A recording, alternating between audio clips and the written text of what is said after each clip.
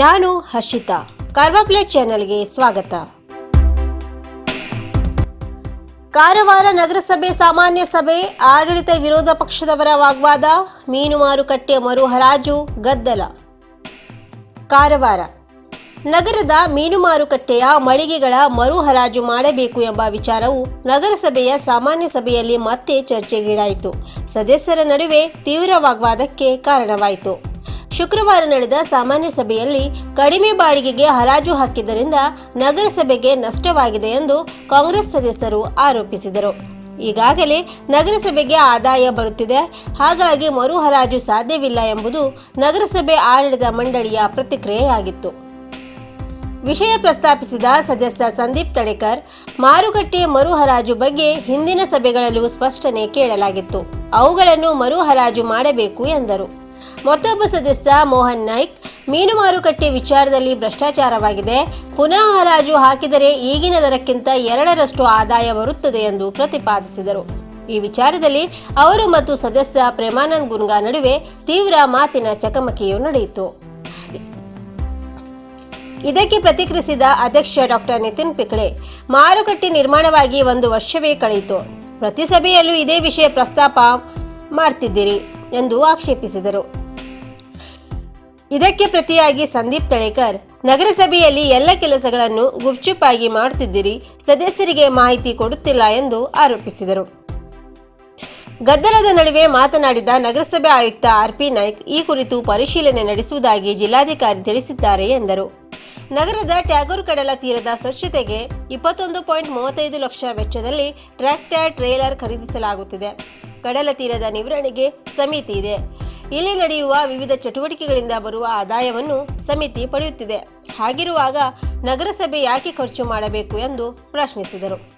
ಇದಕ್ಕೆ ದನುಗೂಡಿಸಿದ ಸದಸ್ಯ ಗಣಪತಿ ನಾಯ್ಕ್, ನಗರಸಭೆಗೆ ಖರ್ಚು ಜಾಸ್ತಿಯಾಗಲಿದೆ, ಸಮಿತಿ ರಚನೆಗೂ ಮೊದಲು ಇದ್ದಂತೆ ಆದಾಯವು ನಗರಸಭೆಗೆ ಸಲ್ಲುವಂತೆ ಮಾಡಬೇಕು ಎಂದರು. ಈ ಬಗ್ಗೆ ಪ್ರತಿಕ್ರಿಯಿಸಿದ ಆರ್.ಪಿ. ನಾಯ್ಕ್, ಕಡಲ ತೀರವನ್ನು ನಗರಸಭೆಗೆ ಕೊಡುವುದಾಗಿ ಜಿಲ್ಲಾಧಿಕಾರಿ ಹೇಳಿದ್ದಾರೆ. ಕಡಲ ತೀರ ಸ್ವಚ್ಛಗೊಳಿಸುವ ಯಂತ್ರವು 2 ವರ್ಷಗಳಿಂದ ನಿಂತಿದೆ. ಅದರ ದುರಸ್ತಿಗೆ ಮೆಕ್ಯಾನಿಕ್ ಮುಂಬೈನಿಂದ ಬರಬೇಕು. ಅದನ್ನು ದುರಸ್ತಿ ಮಾಡಿ ಅಕ್ಟೋಬರ್ 2 ಅಥವಾ 3ರ ಬಳಿಕ ಸ್ವಚ್ಛತೆ ಆರಂಭಿಸಲಾಗುವುದು ಎಂದರು.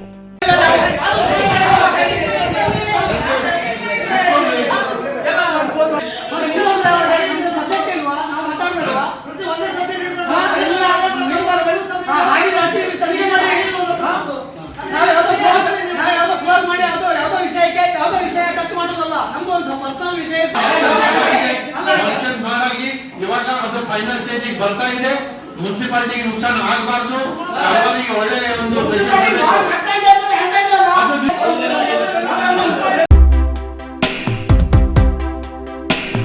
ಕೇಂದ್ರ ರಾಜ್ಯ ಸರ್ಕಾರದ ವಿರುದ್ಧ ಯುವ ಕಾಂಗ್ರೆಸ್ ಪ್ರತಿಭಟನೆ, ಸುಳ್ಳಿನ ಸಂತೆಯಲ್ಲಿ ಕುಳಿತು ಅಧಿಕಾರ.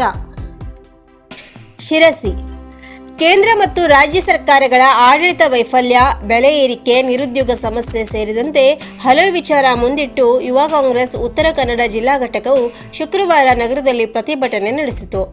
ಬೆಲೆ ಏರಿಕೆ ಖಂಡಿಸುವ ಸಲುವಾಗಿ ಹಳೆ ಬಸ್ ನಿಲ್ದಾಣ ವೃತ್ತದಿಂದ ಎತ್ತಿನ ಗಾಡಿಯಲ್ಲಿ ಉಪವಿಭಾಗಾಧಿಕಾರಿ ಕಚೇರಿವರೆಗೆ ಸಾಗಿದರು. ದ್ವಿಚಕ್ರ ವಾಹನವೊಂದರ ಅಣಕು ಯಾತ್ರೆ ನಡೆಸಲಾಯಿತು. ಉಪವಿಭಾಗಾಧಿಕಾರಿ ಆಕೃತಿ ಬನ್ಸಾಲ್ ಅವರಿಗೆ ಮನವಿ ಸಲ್ಲಿಸಲಾಯಿತು. ಯುವ ಕಾಂಗ್ರೆಸ್ ರಾಷ್ಟ್ರೀಯ ಪ್ರಧಾನ ಕಾರ್ಯದರ್ಶಿ ಸುರಭಿ ತ್ರಿವೇದಿ, ಬಿಜೆಪಿ ಸುಳ್ಳಿನ ಕಂತೆಯಿಂದಲೇ ಅಧಿಕಾರಕ್ಕೆ ಬಂದಿದೆ, ಬಡವರು ದಲಿತರ ಹಿತ ಕಡೆಗಣಿಸಿ ಸುಳ್ಳಿನ ಸಂತೆಯಲ್ಲಿ ಕುಳಿತು ಅಧಿಕಾರ ನಡೆಸುತ್ತಿದೆ ಎಂದು ಟೀಕಿಸಿದರು. ರಾಜ್ಯ ಘಟಕದ ಕಾರ್ಯದರ್ಶಿ ಆರಿಫ್, ಸರ್ಕಾರದ ಭ್ರಷ್ಟಾಚಾರ, ದುರಾಡಳಿತದ ವಿರುದ್ಧ ಧ್ವನಿ ಎತ್ತಿದವರ ಮೇಲೆ ಐಡಿ ದಾಳಿ ನಡೆಸಿ ಮಾನಸಿಕ ಹಿಂಸೆ ನೀಡಲಾಗುತ್ತಿದೆ ಎಂದರು. ಹಿಂದುತ್ವದ ಹೆಸರಿನಲ್ಲಿ ಅಧಿಕಾರಕ್ಕೆ ಬಂದ ಬಿಜೆಪಿ ಈಗ ಹಿಂದೂ ದೇವಾಲಯಗಳನ್ನು ನಾಶ ಮಾಡಲು ಹೊರಟಿದೆ. ಜನಸಾಮಾನ್ಯರು ನಿರುದ್ಯೋಗ, ಬೆಲೆ ಏರಿಕೆ ಸಮಸ್ಯೆಯಿಂದ ತತ್ತರಿಸಿದ್ದಾರೆ ಎಂದು ದೀಪಿಕಾ ರೆಡ್ಡಿ ಆಕ್ರೋಶ ವ್ಯಕ್ತಪಡಿಸಿದರು. ಯುವ ಕಾಂಗ್ರೆಸ್ ಕಾರ್ಯದರ್ಶಿ ದಿಲೀಪ್ ಅಬ್ದುಲ್ ದೇಸಾಯಿ, ಕಾಂಗ್ರೆಸ್ ಜಿಲ್ಲಾ ಘಟಕದ ಅಧ್ಯಕ್ಷ ಭೀಮಣ್ಣ ನಾಯ್ಕ್, ಕೆಪಿಸಿಸಿ ಶಿರಸಿ ಸಿದ್ದಾಪುರ ಉಸ್ತುವಾರಿ ಸುಷ್ಮಾ ರಾಜಗೋಪಾಲ್, ರವೀಂದ್ರ ನಾಯ್ಕ್, ಯುವ ಕಾಂಗ್ರೆಸ್ ಜಿಲ್ಲಾ ಘಟಕದ ಅಧ್ಯಕ್ಷ ಸಂತೋಷ್ ಶೆಟ್ಟಿ, ಉಪಾಧ್ಯಕ್ಷ ಕುಮಾರ್ ಜೋಶಿ, ಪ್ರಮುಖರಾದ ದೀಪಕ್ ದೊಡ್ಡೂರು, ಎಸ್.ಕೆ. ಭಾಗವತ್, ಜಗದೀಶ್ ಗೌಡ, ಶ್ರೀನಿವಾಸ್ ನಾಯ್ಕ್, ಸುಮಾ ಉಗ್ರಾಣ್ಕರ್, ಸತೀಶ್ ನಾಯ್ಕ್ ಇತರರು ಇದ್ದರು.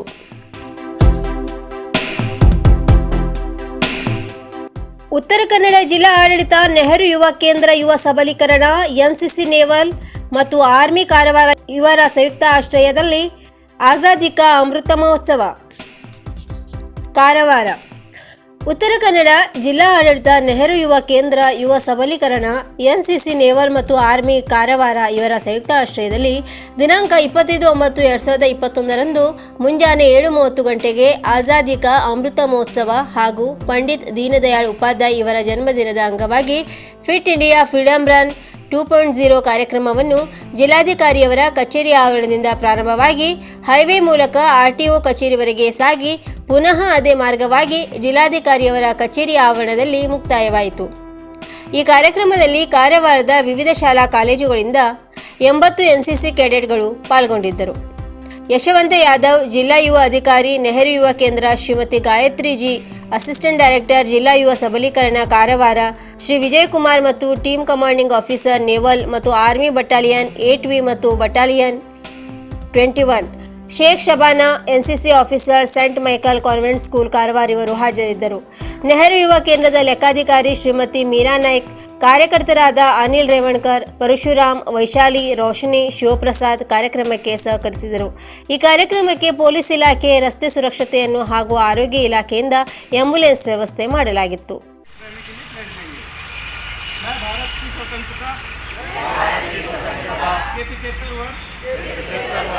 आज़ादी का अमृत महोत्सव के उपलक्ष्य में फिट इंडिया फ्रीडम रन में हिस्सा लेने का संकल्प लेता हूँ।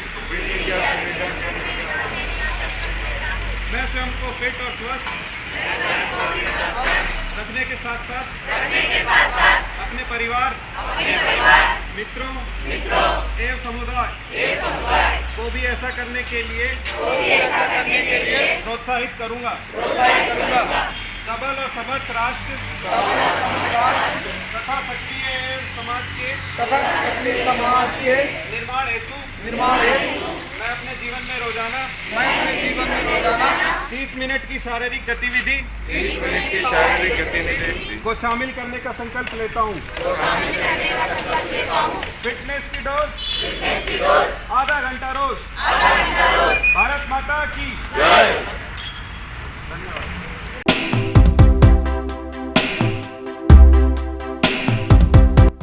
ಇನ್ನು ಮತ್ತಷ್ಟು ಸುದ್ದಿಗಾಗಿ ಕರ್ವಾರ್ ಪ್ಲಸ್ ವೀಕ್ಷಿಸಿ. ನೀವು ಯೂಟ್ಯೂಬಲ್ಲಿ ನೋಡ್ತಿದ್ದೀರಿ, ಸಬ್ಸ್ಕ್ರೈಬ್ ಮಾಡಿ, ಬೆಲ್ ಐಕಾನ್ ಕ್ಲಿಕ್ ಮಾಡಿ. ಧನ್ಯವಾದಗಳು.